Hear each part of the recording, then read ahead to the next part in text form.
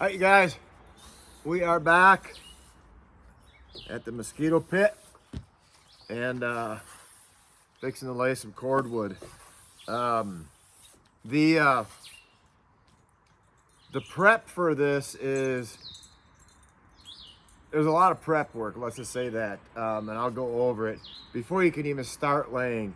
I already live pretty far out.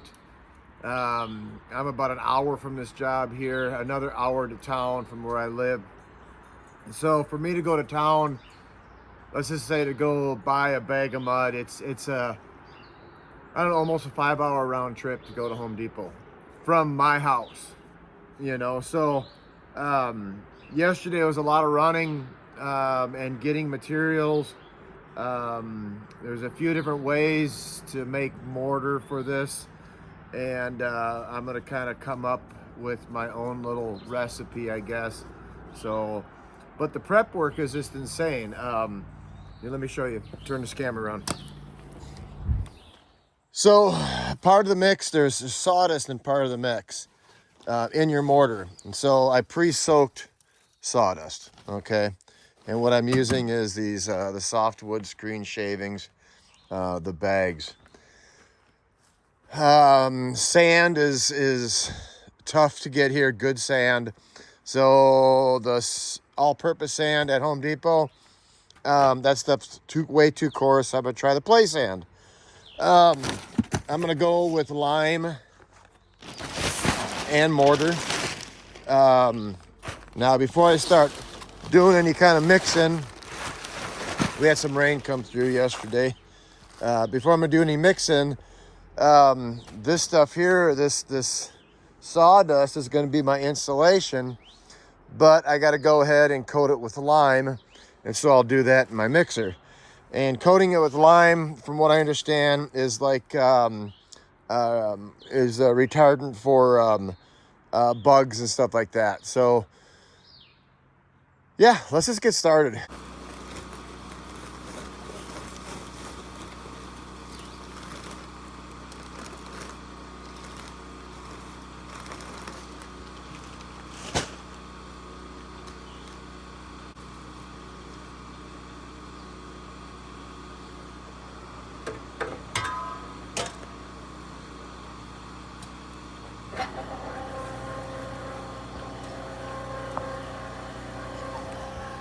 All right, lime you don't want to breathe in.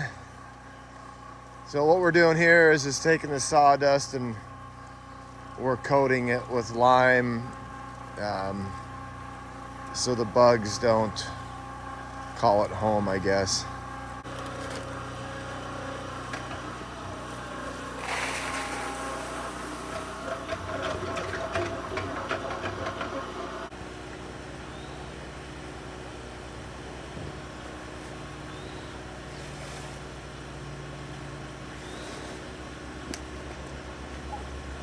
All right, for my mix, I'm gonna do a bag of sand. And this is gonna, I'm gonna kind of develop this over time, I guess.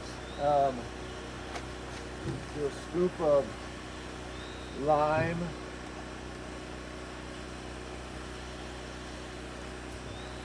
Dry mix first. Scoop of Portland. We'll give it a mix.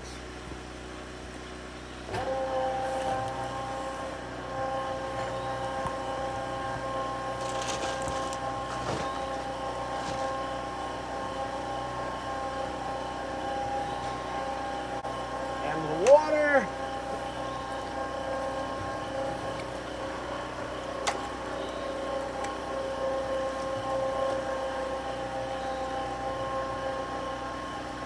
Add some sawdust.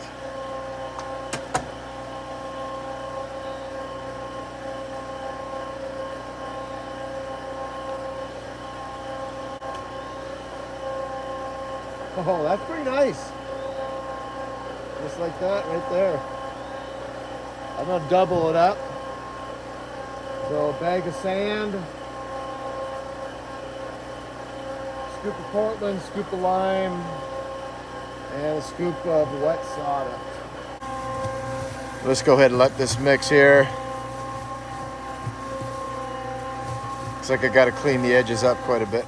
All right, guys, what I'm gonna do is get me a plumb line, and I'm gonna run a string line on the outside.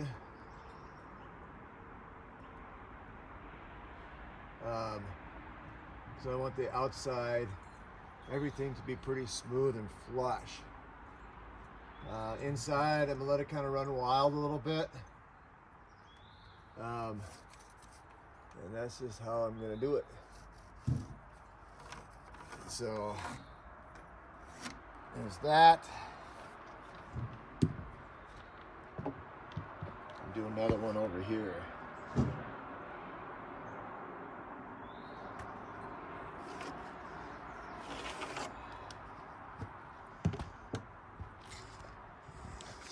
There we go.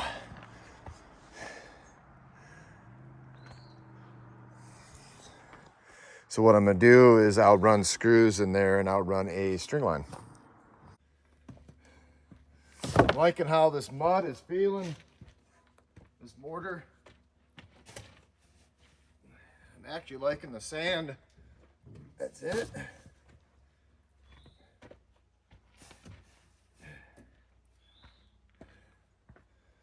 Been a mason,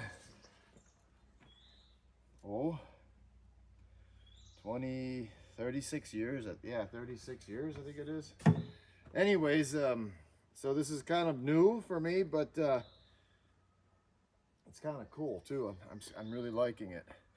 So my logs are gonna be, my cordwood's 15 inches.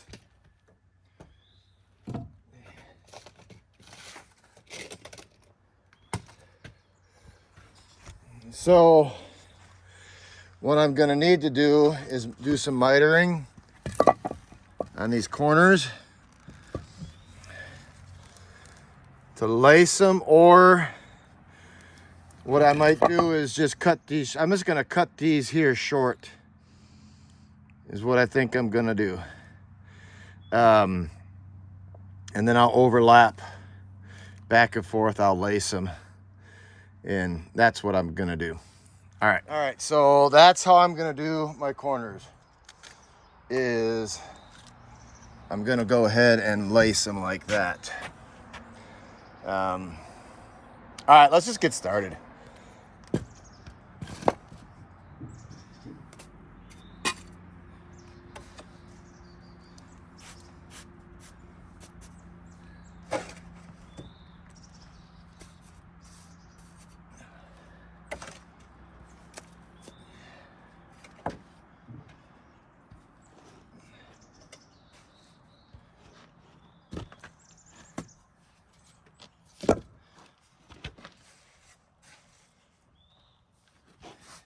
All right, let me show you how I'm lacing these corners. I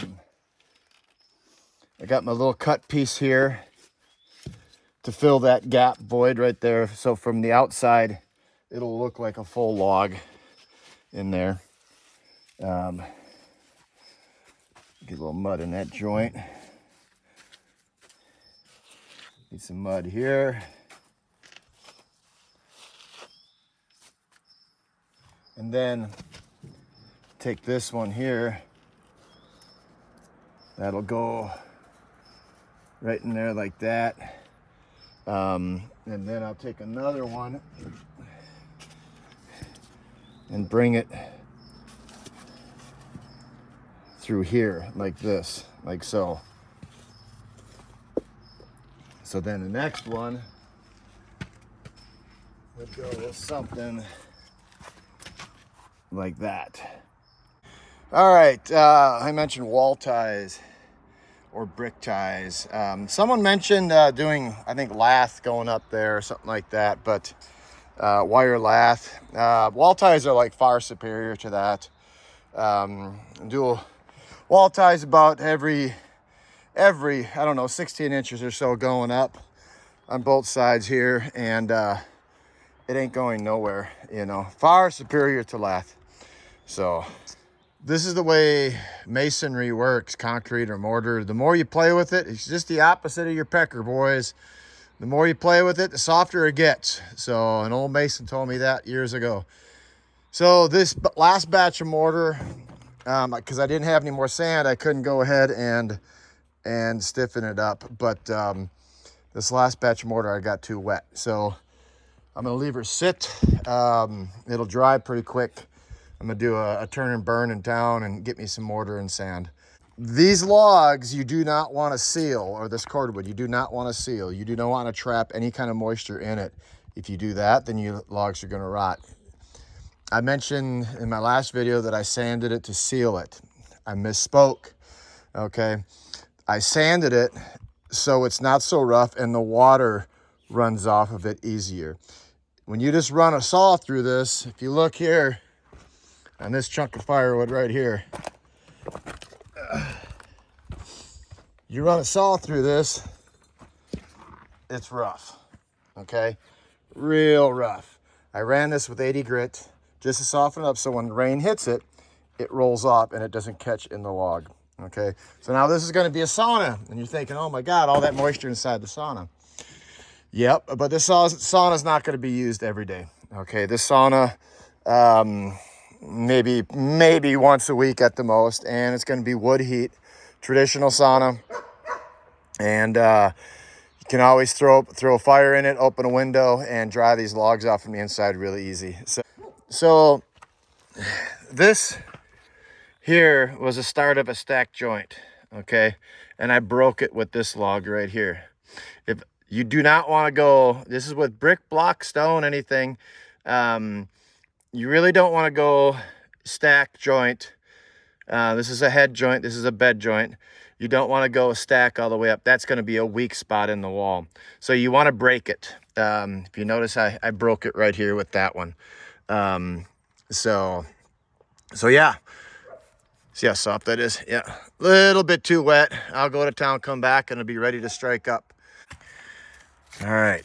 This mortar has been sitting for, I guess, about 3 hours. By the time I went to town and got back, got more sand, and it's about perfect. It was really, really wet when I left it, and yeah, I think it's great for striking, pointing, or whatever you want to call it. So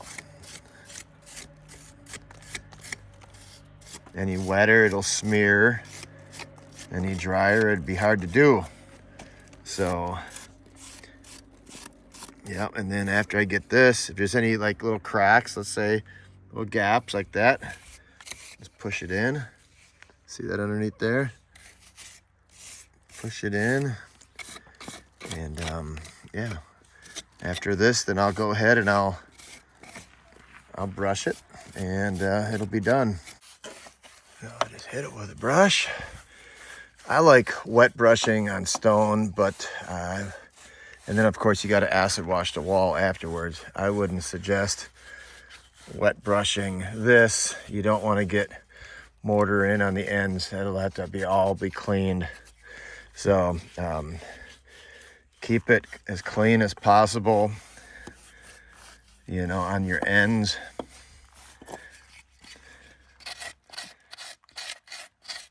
Level as possible.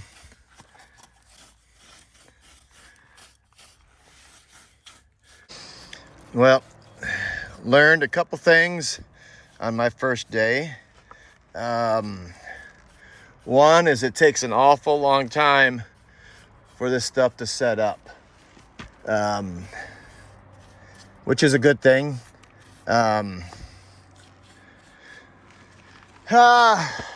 That's probably the main one. It lays really good, really easy.